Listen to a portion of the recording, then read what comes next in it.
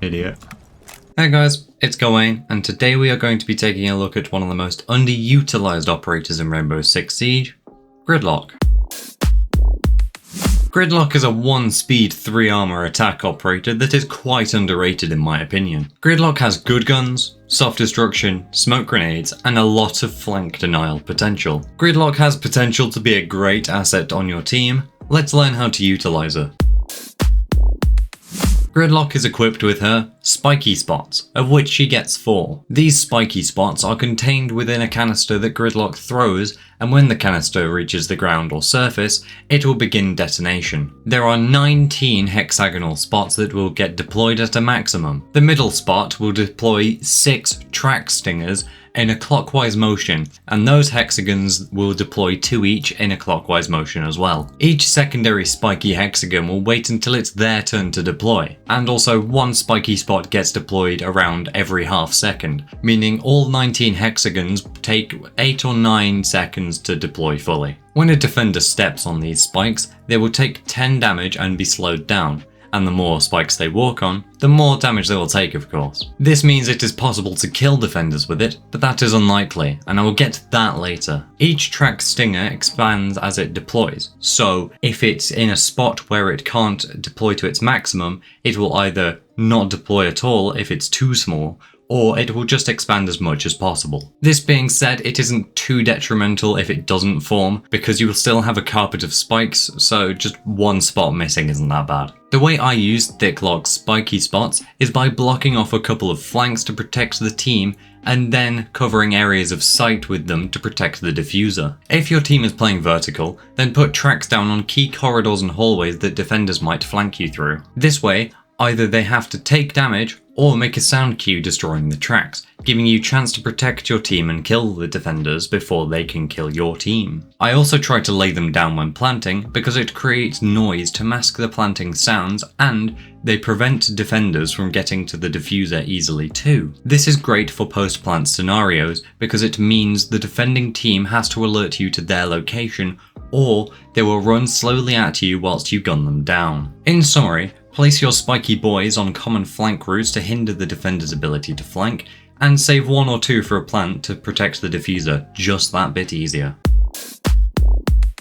Gridlock's primary weapon options are the F90 assault rifle and the M249 SAW light machine gun. Her secondary weapon options are the SDP 9mm handgun, the Super Shorty shotgun, and the Gon 6 hand cannon. My personal favourite loadout to run on Gridlock is the M249 LMG paired with the Super Shorty pocket shotty. Here's why. The M249 is an LMG with decent damage, fire rate, and minimal recoil, alongside a stupidly fast reload time for an LMG. This gun has a 60-round magazine that can be reloaded at the same speed as a couple of the ARs in the game, and currently, as of Year 7 Season 2, LMGs haven't been nerfed into the ground yet, so LMG meta! However, in the case that LMGs get sent to the Shadow Realm, the F90 is not a bad gun by any stretch of the imagination. Whilst it has marginally less damage, it has a faster fire rate than Big Bertha's LMG, so it is technically better in this game because of one-shot headshot and all. With these primary weapon options, it is purely personal preference.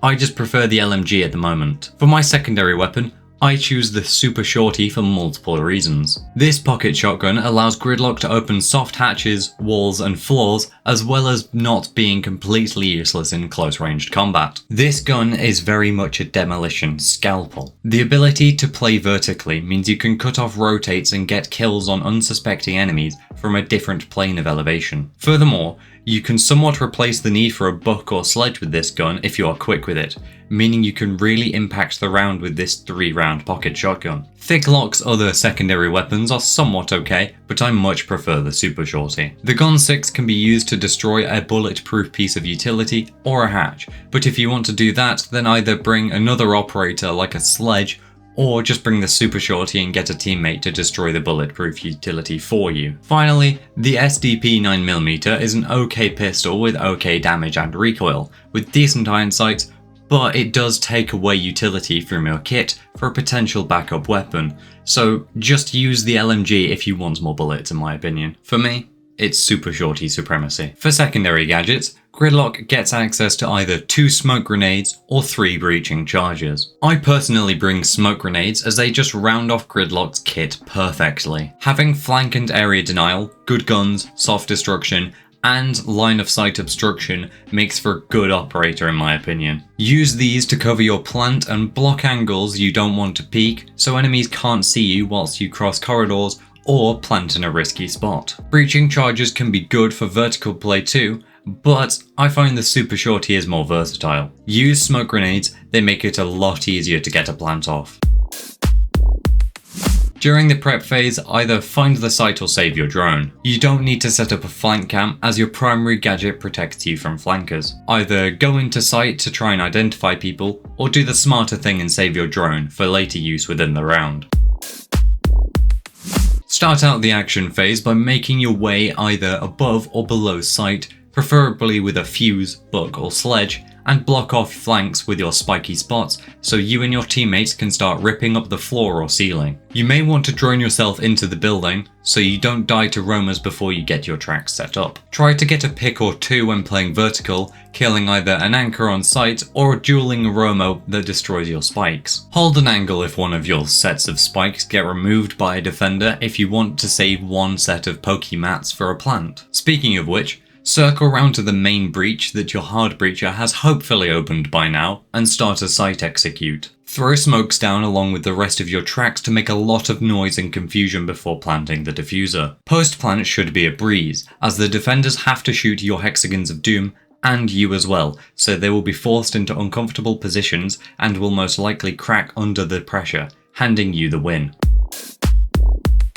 Gridlock has a few counters: impact grenades, C4, Jaeger, Aruni, bullets, and Wamai is a soft counter. Jaeger and Aruni's gadgets will completely destroy Gridlock's track stingers when in projectile form, so that's when you throw it. To avoid this, throw something else first, destroy the Jaeger ADSs, you can't do that with the Aruni, or just don't care like a Giga Chad and use one of your 4 primary gadgets to tank it. Impact grenades and C4 will destroy basically all of the spiky spots in one cluster. There isn't much you can do about this, but it does give you a sound cue when the defenders use them, so you will know where to expect them. So hard an angle and get ready to put a bullet through their skull. It's also a waste of a C4, so if they destroy your gadget with that, then point and laugh. Bullets from any weapon will destroy your Pokemats. It's worth mentioning that if a bullet hits the mother hexagon when deploying its spikes, then it will get destroyed and stop producing them, and you will just have less spikes overall. There isn't anything you can do about this apart from following the previous advice for impacts on C4. Wamai is a soft counter because his gadget doesn't destroy yours, it relocates it. To avoid it, destroy the magnet first, but most of the time it doesn't really matter because the magnet will be more or less where you want it to go anyway, so bear that in mind. Learn where the best spots to put your hexagons of doom are on each map to maximize their potential and area covered. Use either of your primary weapons to contest roamers when they destroy your gadgets to teach them a lesson on why you are better. Use the super shorty to become a budget book player by opening walls, floors, ceilings, and hatches when playing vertically. Use your smokes to cover your plant, making it harder for the enemy to deny it. Cover and watch your teammates' flanks. Play vertically, create chaos in the site when going for a plant, and get a pick or 2. Gridlock is a flex operator, which means she can support and frag out. Overall, Gridlock is a middle-of-the-road operator to play in my opinion. Learning how to play off of your tracks can be difficult at first, especially when focusing on vertical play, but you can get the hang of it eventually. Learn good tracks placements, learn how to play vertically with the super shorty, learn how to create chaos within the site when planting, and you are sure to become a pretty decent Gridlock player.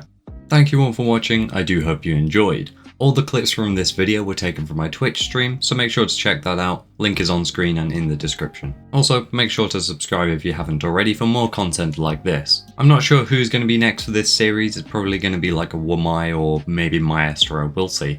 Anyway, that's all from me. I'll see you all in the next one. Goodbye. Oh my god. That is a C4.